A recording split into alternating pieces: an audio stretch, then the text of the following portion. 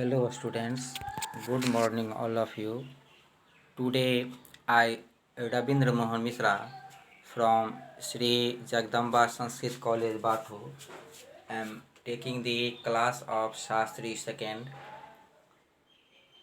Today we see the summary from the play Merchant of Venice.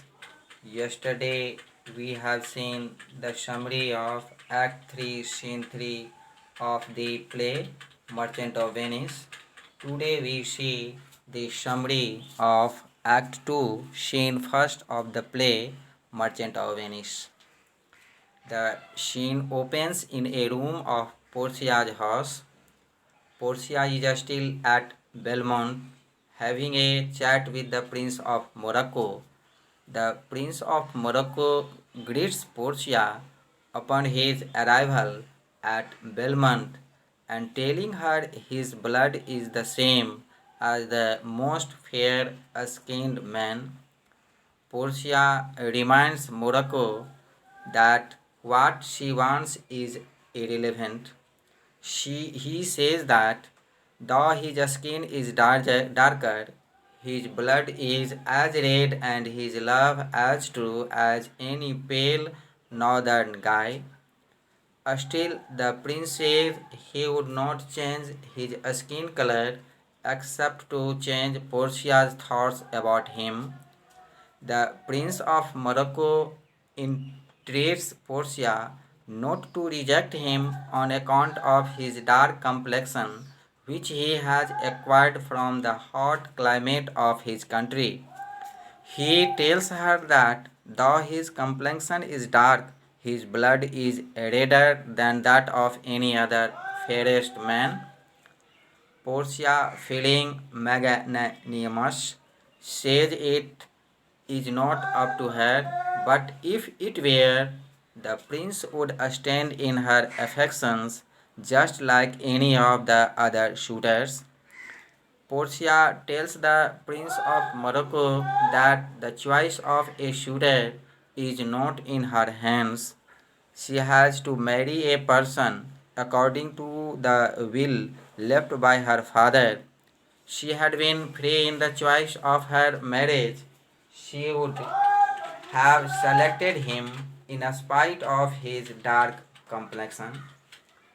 On hearing these words, the Prince of Morocco feels flattered and then he boasts of his physical strength and courage. The prince says he is very fierce and lists off all the things he is liked. Though the prince says he is willing to steal a baby near from its mama bear, all of his bravado does not matter.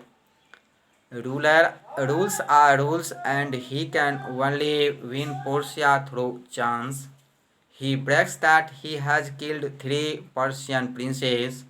He tells her that she is so brave that he can snatch away the young ones from the breast of female bear.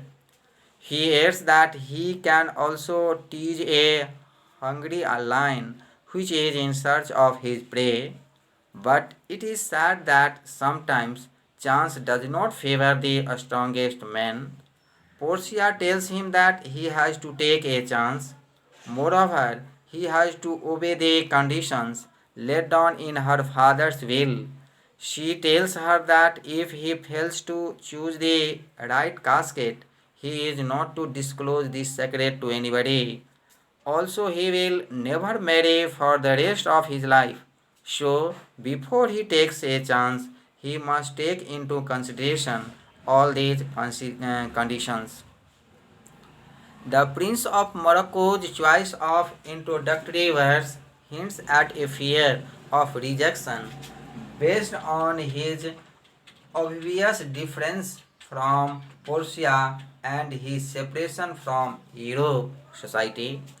He talks of his people living close to the sun, so his skin is dark. His boasts about his desirability in his home country make him appear confident on the surface, but it is the kind of confidence that seeks to be compensated for insecurity. Portia laments her father's agreement, but she now uses the same agreement to create distance between herself and the Prince of Morocco, which indicates she does in fact mislike and his complexion.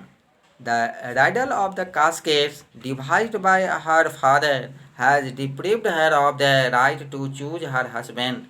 Besides, if she did have any say in things, she would hold Morocco in just as high esteem as any other suitor who has come for her thus far.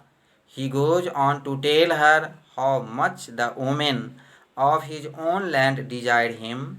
He adds that he has proven himself brave and won the love of many of the most desirable virgins in his native country, and would only ever wish to change his appearance in order to please Portia. But Portia assures him that she is not driven to choose a suitor by his appearance. She is not driven to choose her own husband at all because her father's lottery. Morocco rejoices and asks Portia to bring him to the casket so he might try his fortune. Portia reminds him that he must abide by even the hardest rules governing the riddle.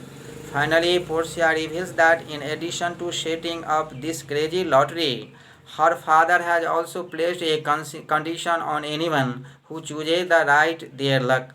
If a shooter decides to play the lottery of chess and chooses the wrong one, not only does he lose a chance at Portia, he must never talk of marriage to another woman again. Hearing this, the prince insists on playing the lottery anyway, so the prince of Morocco has much chance as any other man who seeks her hand. Morocco assures her that he understands and will obey this harsh rule. The prince agrees to the term of the challenge, even though he must swear never to speak to lady afterward in way of marriage if he loses.